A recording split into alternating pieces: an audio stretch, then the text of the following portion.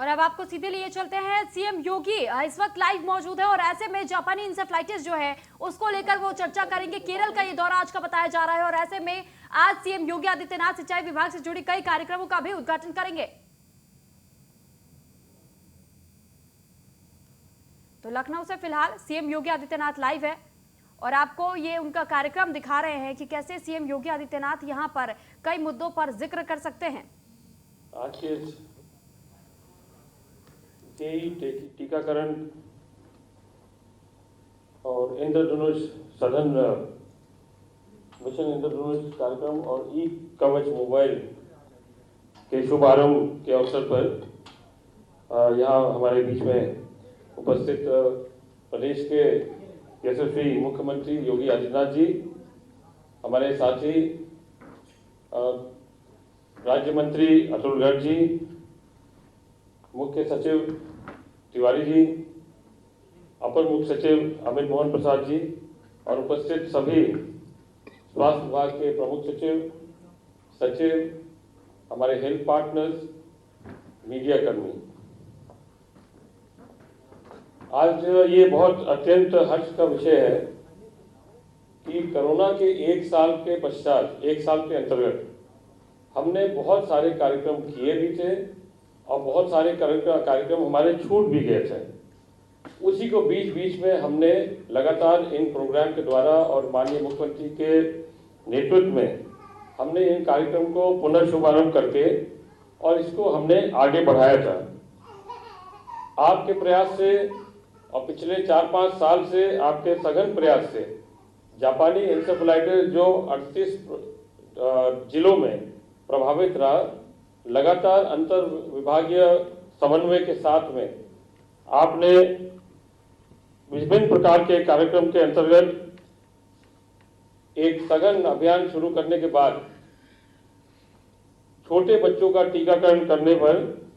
इससे हमने देखा कि आज हमारा मृत्यु दर लगभग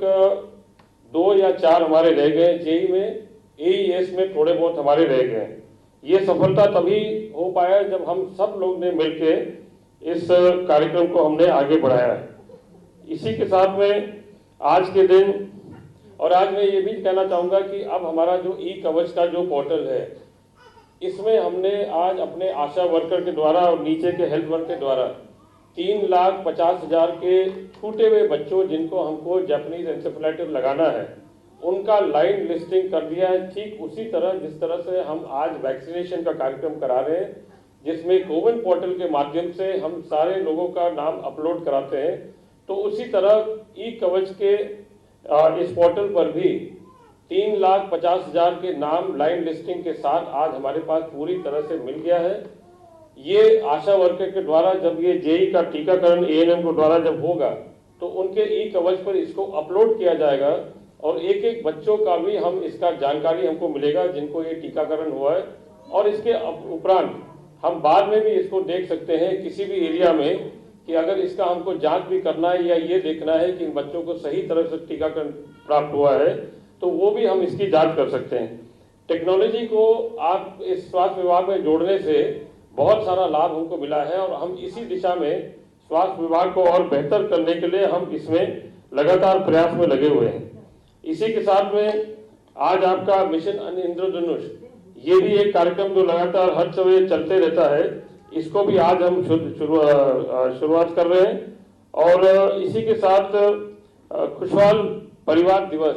जो 21 तारीख को हम लोग ने पिछले बार भी शुरू किया था और 21 तारीख को हम इसको लगातार हर अपने पीएचसी पर और सीएचसी पर इसको हम काम कराते हैं। इसमें एक प्रकार का सलाह नव दंपतियों को, उनको एक बास्केट ऑफ चॉइसेस के तमाम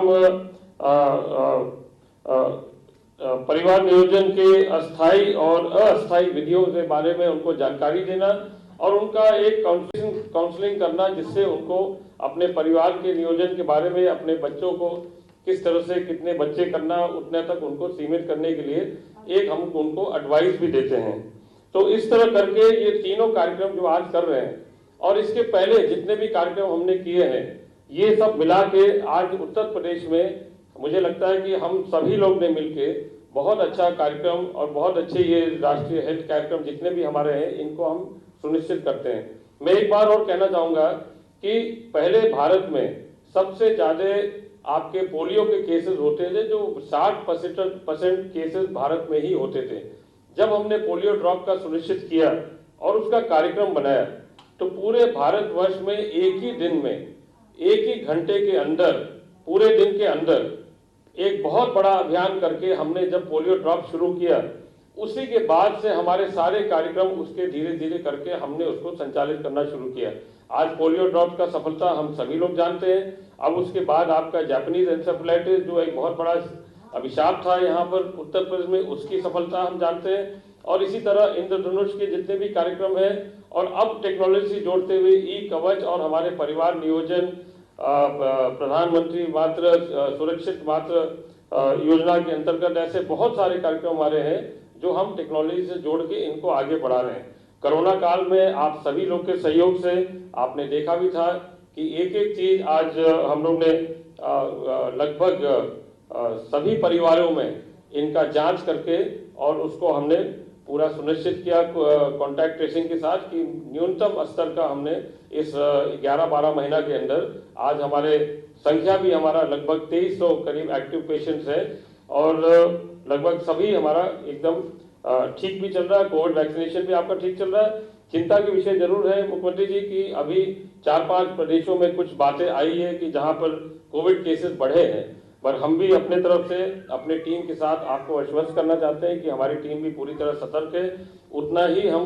कोविड की टेस्टिंग 1,20,000 25,000 तक कर भी रहे हैं, कॉन्टैक्ट ट्रेसिंग भी कर रहे हैं और ये सुनिश्चित और समय समय पर फोकस टेस्टिंग भी हम लगातार कर रहे हैं ताकि हमारे यहाँ किसी प्रकार का कोविड का केसेस निकलेंगे तो तत्काल हम उसको ध्यान में रखेंगे और उसका उपचार करेंगे। यही बातें कह के मैं अपनी बातें समाप्त करता हूँ। बहुत बहुत धन्यवाद।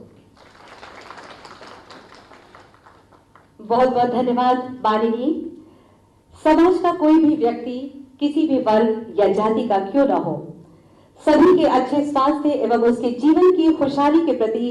प्रदेश सरकार प्रतिबद्ध है, कटिबद्ध है, वचनबद्ध है। तो आइए देखते हैं ये डॉक्यूमेंट्री जिसे स्वास्थ्य विभाग ने तैयार किया है।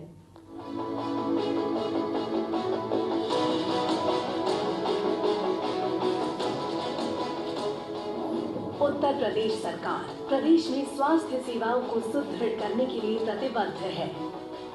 कोविड की चुनौतीपूर्ण समय में माननीय मुख्यमंत्री श्री योगी आदित्यनाथ जी के कुशल नेतृत्व में उत्तर प्रदेश सरकार द्वारा बड़े पैमाने पर स्वास्थ्य इकाइयों का सुदृढ़ीकरण कर कोविड अस्पताल एवं टेस्टिंग लैब तैयार किए गए हैं। साथ ही व्यापक प्रचार प्रसार किया गया।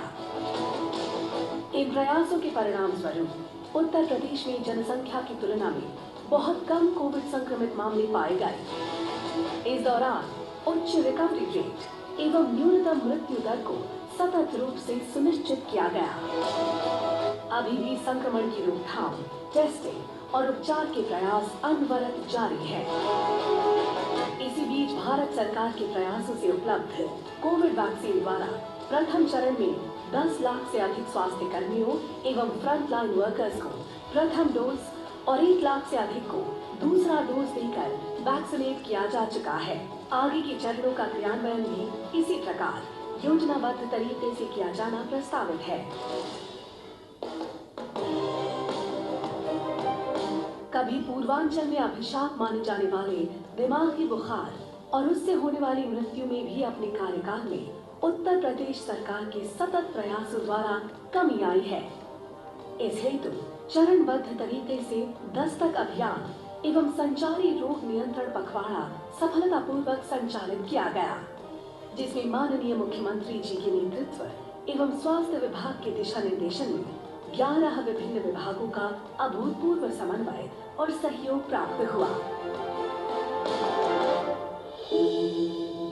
प्रदेश के चिन्हित 38 जनपदों में जेई टीकाकरण से छूटे हुए बच्चों हेतु जेई विशेष टीकाकरण अभियान दिनांक 21 फरवरी 2021 से चलाया जा रहा है। इस हेतु सरकार द्वारा जेई टीकाकरण हेतु छोटे बच्चों का सर्वे एवं ट्रैकिंग के लिए ई कवच एप्लीकेशन को विकसित किया गया है। उत्तर प्रदेश में मीजल्स रूबेला टीकाकरण अभियान की सफलता के पश्चात नई वैक्सीन जैसे पीसीवी और रोटा वायरस वैक्सीन को नियमित टीकाकरण में शामिल किया गया। टीकाकरण को सुदृढ़ बनाने के लिए 37 जनपदों में सघन मिशन इंद्रधनुष कार्यक्रम दिनांक 23 फरवरी 2021 से प्रारंभ किया जा रहा है,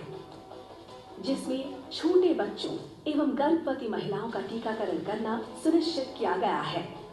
स्वस्थ उत्तर प्रदेश के संकल्प को आगे ले जाने के लिए माननीय मुख्यमंत्री श्री योगी आदित्यनाथ जी द्वारा गत वर्ष मुख्यमंत्री आरोग्य मेला एवं खुशहाल परिवार का शुभारंभ किया गया। मुख्यमंत्री आरोग्य मेला के माध्यम से प्रत्येक रविवार को समस्त शहरी एवं ग्रामीण स्वास्थ्य केंद्रों पर स्वास्थ्य मेला लगाकर जांच, उपचार एवं संदर्भन की व्यवस्था करवाई जा रही है। साथ ही खुशहाल परिवार के अंतर्गत प्रत्येक माह की 21 तारीख को परिवार नियोजन से संबंधित जानकारी एवं सेवाएं उपलब्ध करवाई जा रही हैं। माननीय मुख्यमंत्री श्री योगी आदित्यनाथ जी के इन प्रयासों से उत्तर प्रदेश में स्वास्थ्य सेवाएं नई ऊंचाइयों को प्राप्त करने की ओर अग्रसर हैं।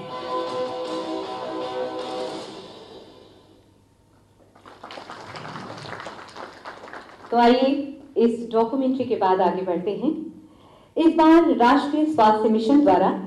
जेई टीकाकरण से छूटे हुए बच्चों की लाइन लिस्टिंग तैयार करने और टीकाकरण की सूचनाएं रियल टाइम में अपलोड करने हेतु ई कवच नाम के एप्लीकेशन का प्रयोग किया जा रहा है। मैं बड़े ही आदर के साथ माननीय मुख्यमंत्री महोदय जी से अनुरोध करती हूं कि कृपया इस ई कवच एप्लीकेशन को लॉन्च करने की कृपा करें। आप सबकी शुभकामना रूपी जोरदार तालियों के साथ।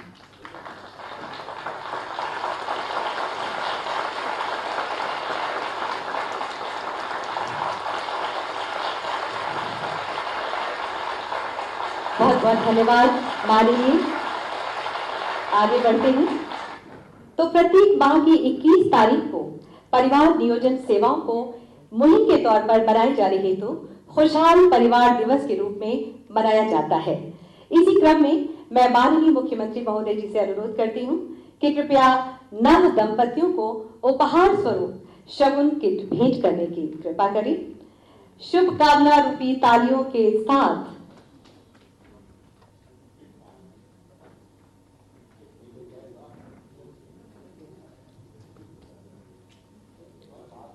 ये शगुन किट है, नव दंपति को उपहार स्वरूप भेंट किया जा रहा है माननीय मुख्यमंत्री महोदय जी के शुभ कर कमलों के द्वारा, ताकि परिवार खुशहाल हो, स्वस्थ हो और समाज हित हेतु कार्य करने में सक्षम हो। ये शगुन किट उपहार स्वरूप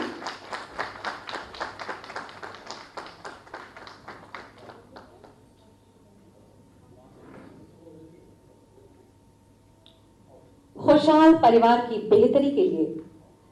शगुन किट उपहार स्वरूप दिया जा रहा है इन नव दंपतियों को। बहुत बहुत धन्यवाद माननीय। और अब सघन मिशन इंद्रधनुष टीकाकरण अभियान के तहत 37 जनपदों में किसी कारणवश बच्चे आवश्यक टीकों से वंचित रह गए हैं, उन सभी छूटे हुए बच्चों का टीकाकरण होगा। एक एक कर हमारे ये बच्चे आएंगे।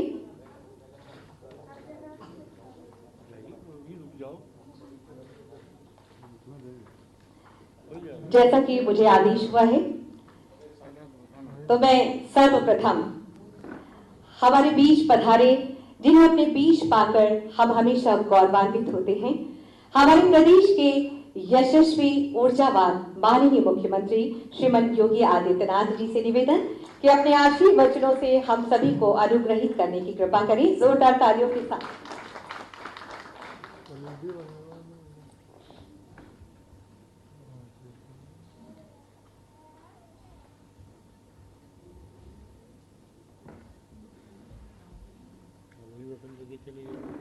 आज के इस समारोह में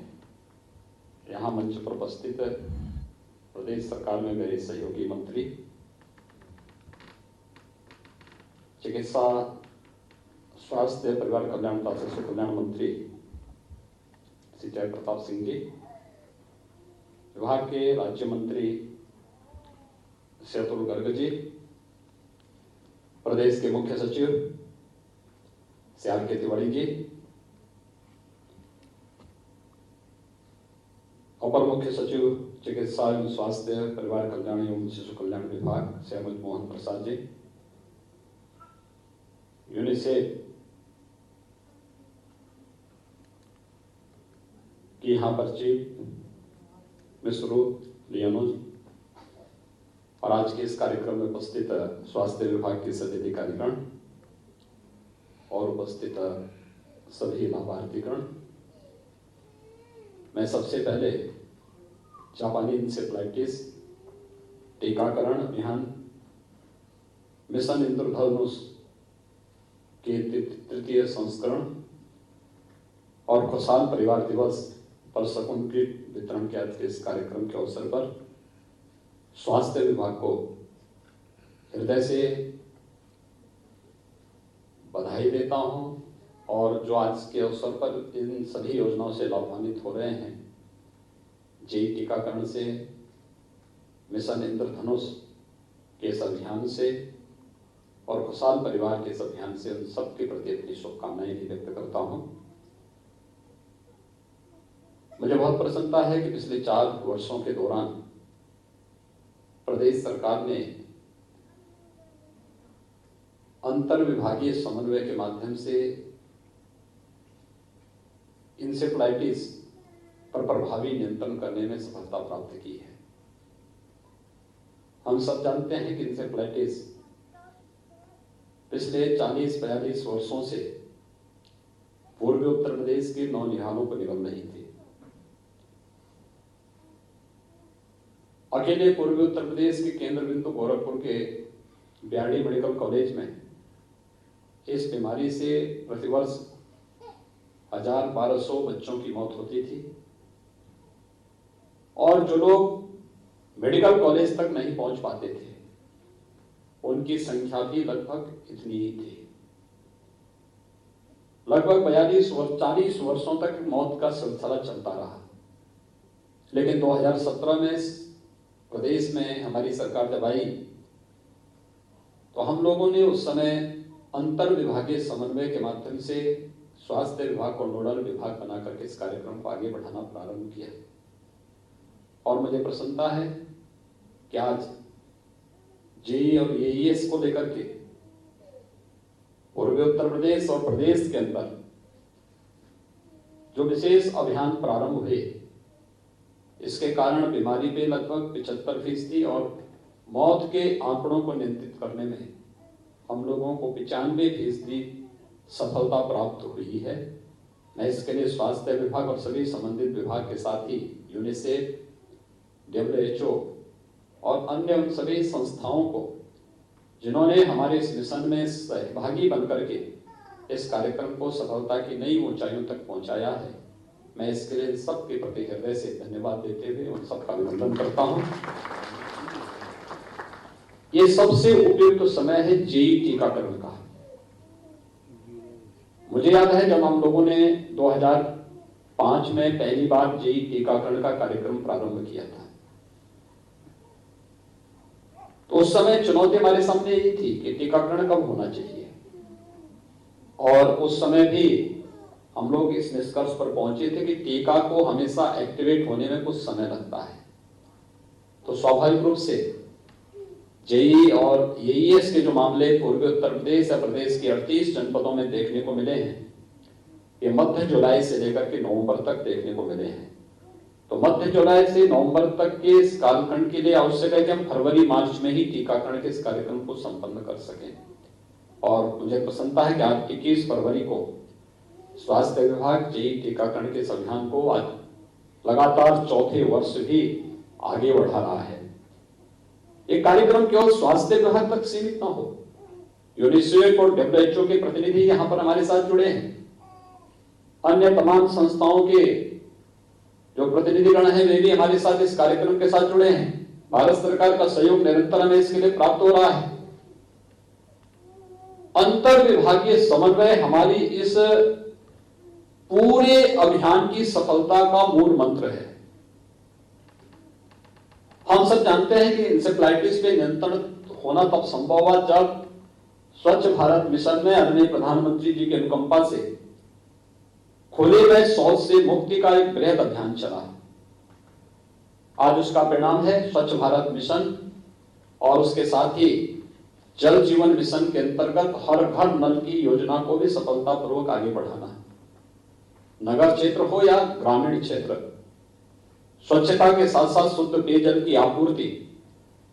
बीमारी के 60% समस्या का समाधान करने में बहुत बड़ी भूमिका का निर्वहन करता है और हम सबको इसकी ताकत को महसूस करना होगा। सामान्य स्वच्छता के अभियान को भी नगर विकास और ग्रामीण विकास विभाग, पंचायती राज विभाग ने बहुत अच्छे ढंग से आगे बढ़ाया है। और यही नहीं, जन जागरूकता के कार्यक्रम में बेसिक शिक्षा परिषद ने, माध्यमिक शिक्षा परिषद ने, बाल विकास और महिला कल्याण विभाग ने, ये हर एक स्तर पर जो बृहद अभियान चले हैं, आज उसका परिणाम हम सबके सामने है। अंतर विभागीय समन्वय की इस ताकत को हम सबको समझना पड़ेगा और उसको उसी रूप में आगे बढ़ाते हुए हमें जापानी इंसेफ्लाइटिस और एक्यूट इंसेफ्लाइटिस सिंड्रोम को पूरी तरह प्रदेश से समाप्त करके दिखाना है कि हम लोग बिना किसी अतिरिक्त खर्चे के कन्वर्जेंस के माध्यम से बेहतरीन प्रदर्शन करके इस महामारी को पूरी तरह नियंत्रित करेंगे। और वह उत्तर प्रदेश सरकार ने स्वास्थ्य विभाग की टीम के साथ विभिन्न विभागों के अधिकारी और कर्मचारियों की मदद से करने में लगभग 95% तक इस पे सफलता प्राप्त की है। जो शेष 5% है, उस 5% के लक्ष्य को इस वर्ष हम पूरा कर सकें, इस दृष्टि से आज का अभियान यहाँ पे प्रारंभ हो रहा है। मैं इस अभियान के प्रति सबसे पहले अपनी शुभकामनाएं देता हूं और विभाग को इस सफलता के लिए हृदय से बधाई भी देता हूं। दूसरा कार्यक्रम आज यहाँ पर प्रारंभ हो रहा है मिशन इंद्रधनुष का 3य संस्करण के शुभारंभ का। तमाम प्रकार की ऐसी बीमारियां हैं जो समय पे गर्भवती महिला को या फिर नवजात शिशु को टीकाकरण के माध्यम से हम उन्हें बचा सकते हैं और उनके जीवन को सुरक्षित रख सकते हैं। लेकिन जागरूकता का अभाव या लापरवाही, ये कहीं ना कहीं गर्भवती महिला को, माता को और बच्चे को भी इसकी मृत्यु दर को ही बढ़ाता है, बाल मृत्यु दर और मातृ मृत्यु दर को बढ़ाता है। लेकिन साथ साथ तमाम ऐसी बीमारियों की चपेट में उन्हें ले आता है जो जिंदगी भर के लिए नवजात शिशु को फिर से समाज के भरोसे छोड़ने के लिए मजबूर कर देता है। उस प्रकार की स्थिति न हो, आदरणीय प्रधानमंत्री जी की अनुकंपा से मिशन इंद्रधनुष का जो कार्यक्रम प्रारंभ हुआ है, इसे सफलता की नई ऊंचाइयों तक पहुंचाने का दायित्व भी हम सबका। इसका 3य संस्करण का कार्यक्रम भी 2 दिन के बाद प्रारंभ होगा। इसको हम सफलतापूर्वक आगे कैसे बढ़ा सके, यह हर जागरूक नागरिक का दायित्व होना चाहिए। याद रखना, समाज में कहीं भी अभाव होगी, बीमारी होगी, गरीबी होगी, अव्यवस्था होगी या किसी भी प्रकार का कोई भी बीमारी या कोई संक्रमण होगा, तो समाज अपने आप को ये ना समझे कि वह अपने आप को सुरक्षित कर पाएगा। जहां कहीं भी इस प्रकार की स्थितियां होंगी, उन सब के खिलाफ हमारा अभियान एक सामूहिक रूप से आगे बढ़ना चाहिए। और मैं तो आह्वान करूंगा स्वास्थ्य विभाग के साथ साथ महिला और बाल विकास विभाग को इसके साथ जुड़ करके सामूहिक रूप से इस कार्यक्रम को आगे बढ़ाना चाहिए। ये अंतर विभागीय समन्वय की ताकत को हम लोगों ने जेईई और एएस के खिलाफ चले हुए अभियान के साथ देखा है और इस कार्यक्रम को भी उसी के साथ हम जोड़ करके देखेंगे तो उसके बेहतर परिणाम सामने आ सकते हैं। इस दिशा में यह एक प्रयास हमारा प्रारंभ होना चाहिए। तो तीसरा, तकनीक का उपयोग करके। आपने देखा होगा, अगर तकनीक नहीं होती तो वैश्विक महामारी कोरोना के खिलाफ हम लोग पिछड़ गए होते। यह महामारी व्यापक जनधन की हानि का कारण बनती, लेकिन हम लोगों ने चूंकि जापानी इंसेफ्लाइटिस और एक्यूट इंसेफ्लाइटिस सिंड्रोम के खिलाफ एक टीम वर्क का प्रदर्शन करते हुए इस पर प्रभावी नियंत्रण किया था, तो उसका परिणाम था कि हमने कोविड के खिलाफ भी उस टीम वर्क का प्रदर्शन किया। लॉकडाउन के तत्काल बाद हम लोगों ने टीम 11 का गठन किया, अलग अलग टीम को अलग अलग कार्य दिए गए और एक बेहतर समन्वय शासन स्तर पर यहां पर होता रहा और अंततः उसका परिणाम क्या रहा कि हम लोग एक एक उस पर विजय प्राप्त करते गए और अंततः 24 करोड़ की आबादी के प्रदेश में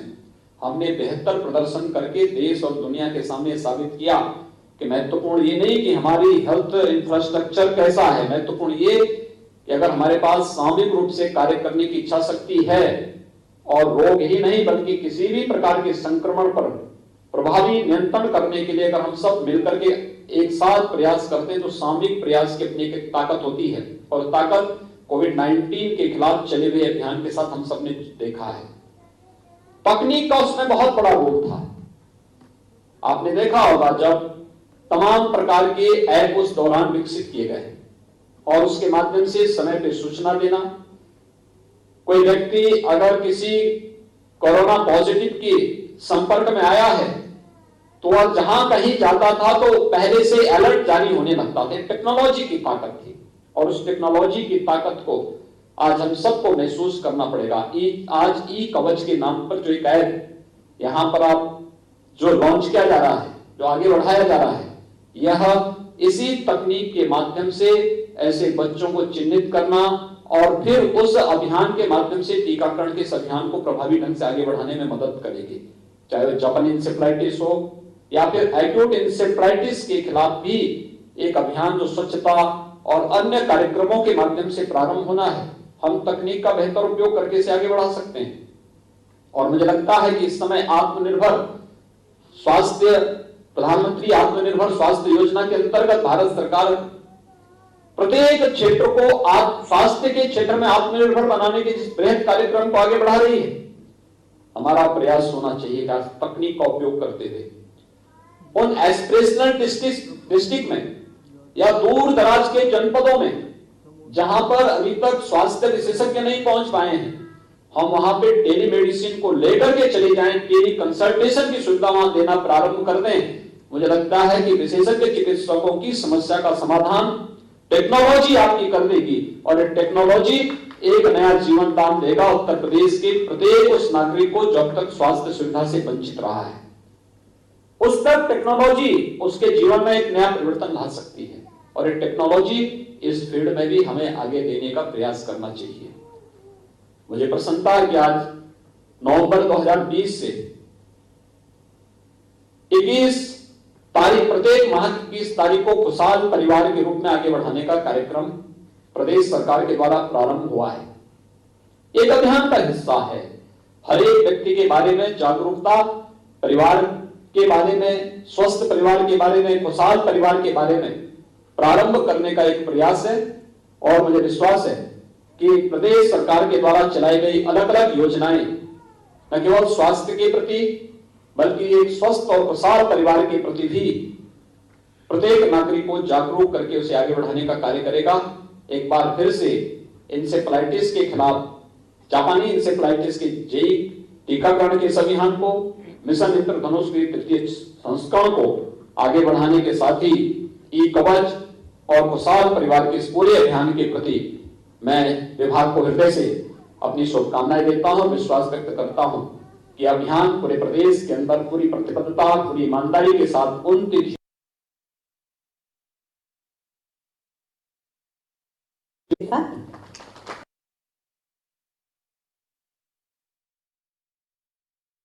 मौजूद है। इसके बाद वो केरल के लिए रवाना होंगे, लेकिन इस वक्त केरल रवाना होने के पहले लखनऊ में जापानी इंसेफ्लाइटिस वैक्सीन की शुरुआत आज सीएम योगी आदित्यनाथ ने लखनऊ में कर दी है, क्योंकि जापानी इंसेफ्लाइटिस जो बीमारी है, इसके वजह से जो बुखार जिन बच्चों में होता है, कई बच्चों की अब तक जाने गई है, लेकिन अब ये कहा जा रहा है कि इस वैक्सीनेशन के बाद से इस बुखार को, जो संक्रमण जिस तरीके से तेजी से फैलता है, उसे रोका जा पाएगा और इसी वजह से वैक्सीनेशन की उत्तर प्रदेश में सीएम योगी आदित्यनाथ ने शुरुआत कर दी है। दरअसल ये जो बुखार होता है एक मच्छर के काटने की वजह से होता है और उसके बाद से जैसे ही ये बुखार हावी हो जाता है तो कहा जाता है कि सिर में बहुत तेज दर्द होने लगता है और ऐसे में गले में अकड़न हो जाती है, बहुत तेज बुखार भी आता है। तो इसी बुखार से जान बचाने के लिए, क्योंकि ऐसे में कई बार पीड़ितों को देखा जाता है कि वो कोमा में भी चले जाते हैं, इस वजह से इस टीका को उपलब्ध कराया जा रहा है उत्तर प्रदेश में, क्योंकि अक्सर बरसात के मौसम में ये फ्लेवी वायरस मच्छर जो बताए जाते हैं वो चावल के खेतों में पनपते हैं और ऐसे में जो पूर्वांचली क्षेत्र होते हैं वहां पर सबसे ज्यादा इन मच्छरों की कहा जाता है कि मच्छर वहीं पर पनपते हैं और ऐसे में अगर वो काट ले किसी को तो 5 से 15 दिनों के भीतर उसे बुखार से जूझना पड़ सकता है। और इसी वजह से इस जापानी इंसेफ्लाइटिस यानी आज इंद्रधनुष 3.0 की शुरुआत सीएम योगी आदित्यनाथ ने लखनऊ में कर दी है। और अब यह कहा जा रहा है कि जब उन्होंने शुरुआत की है तो अब पहले से ही यानी कि उत्तर प्रदेश सरकार ने तैयारियां कर ली हैं कि अगर वो समय आता है तो वैक्सीन का इस्तेमाल किया जा सके।